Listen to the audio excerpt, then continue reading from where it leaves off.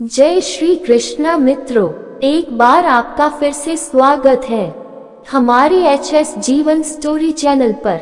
अगर आप हमारे चैनल पर नए हैं तो कृपया हमारे चैनल को सब्सक्राइब करें और वीडियो को लाइक करें और अच्छे कमेंट किया करें। प्रिय दर्शकों, आज हम फिर से एक नई वीडियो, नई जानकारी को लेकर हाजिर हुए हैं आप लोगों के समक्ष। प्रिय मित्रों, आज की जो जानकारी है, आज का जो प्रसंग है, बड़ा ही ज्ञानवर्धक और बड़ा ही मोटिवेशनल है। प्रिय दर्शकों, आज इस वीडियो में जानेंगे द्रौपदी के इस श्राप के कारण कुत्ते करते हैं खुले में संभोग। जानिए महाभारत काल के इस शर्मनाक घटना के बारे में। द्रौपदी के इस श्राप के कारण कुत्ते करते हैं खुले में संभोग। क्या आपने कभी सोचा है कि कुत्ते अक्सर खुले में क्यों रहते हैं? क्या आपने कभी सोचा है कि कुत्ते ऐसा क्यों करते हैं? इसका कारण क्या है? क्या उसकी गलती इस सजा के लायक है? महाभारत काल एक ऐसी शर्मनाक घटना से चिन्हित था जिसने पूरी कुत्ते जाति का भविष्य बदल कर रख दिया था। कुत्तों को पांडवों की पत्नी द्रौपदी ने श्राप दिया था क्योंकि उन्होंने उन्हें ये श्राप दिया था। अब सवाल उठता है कि पांचाली को कुत्तों से नफरत क्यों थी और वह कुत्तों को ही क्यों कोसती थी? हर साल केवल एक पांडव के साथ अपना समय बिताने का फैसला करने से पहले द्रौपदी का विवाह कुंती के 5 बच्चों से हुआ था। पांडव के साथ समय बिताते समय वह उसे अपने कमरे में अपनी पादुकाओं को हटाने के लिए कहेगी। किसी अन्य पांडवों के कमरे में प्रवेश को रोकने के लिए पांडवों में इन बातों को सर्वसम्मत स्वीकृति थी। अर्जुन और द्रौपदी एक दिन द्रौपदी के कमरे में थे। दोनों ने खूब एंजॉय किया। खोई हुई बातों के उस समय में दोनों एक दूसरे की कंपनी का आनंद ले रहे थे। तभी एक कुत्ता उनके कमरे में आया। वन की ओर भागते हुए उसने अर्जुन की पादुकाएं अपने मुंह में दबा ली।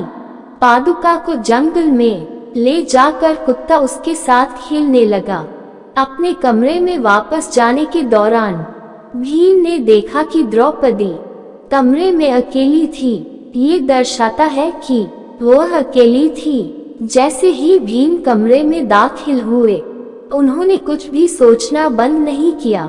भीम अचानक इस तरह द्रौपदी के कमरे में आ गए जिससे वह आग बबूला और लज्जित हो उठी।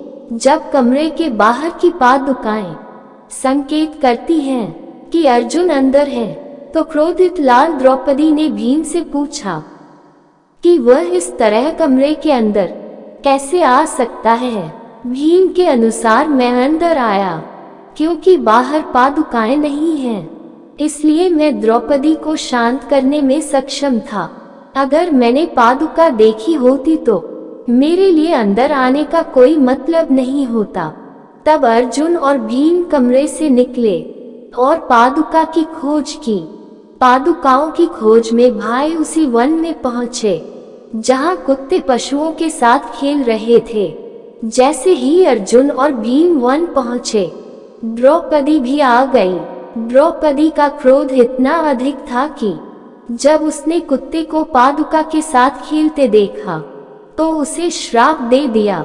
शापित कुत्ते ने कहा कि आज मुझे भीम के सामने तुम्हारी वजह से शर्मिंदगी उठानी पड़ रही है, इसलिए मैंने तुम्हें और तुम्हारी पूरी जाति को खुलकर रहने का श्राप दिया। और तब से वे पीड़ित हैं। 2 कारणों से ये लोककथा शास्त्रों में नहीं आती। पहला, इसके अस्तित्व का कोई प्रमाण नहीं है, और दूसरा, सभी जानवर खुल्लम खुल्ला रहते हैं, इसलिए श्राप केवल कुत्तों को दिया गया था। ऐसे लोग हैं जो इसे सच मानते हैं, जबकि कुछ लोग हैं जो इसे इस कारण से काल्पनिक कहते हैं। हमने हमेशा अपनी पौराणिक कथाओं में कुत्तों के बारे में कहानियां सुनाई हैं और हम आपको यहाँ और बताएंगे। माना जाता है कि प्रकृति में कुत्तों को आने वाली घटनाओं के बारे में पहले से पता होता है। इसके अतिरिक्त कुत्तों में भूतों को देखने की भी क्षमता होती है। कुत्ते का रोना शुभ माना जाता है। हालांकि कुत्तों को भैरवनाथ की सवारी माना जाता है। अगर आपके घर के सामने कुत्ता रोता है तो यह इस बात का संकेत है कि आपके घर में कुछ अप्रत्याशित होने वाला है। जब कुत्ते रात में अपने आसपास किसी बुरी शक्ति को महसूस करते हैं तो वे आमतौर पर रोते हैं। ज्योतिष में कुत्ते को यम का दूत माना जाता है। कुत्ते के बारे में ये भी कहा जाता है कि वह दूसरों का जीवन चुराकर अपना पेट भरता है। शायद इसीलिए कहा गया है कि कुत्ता जब आपके खाने को छूता है तो वह अपवित्र हो जाता है।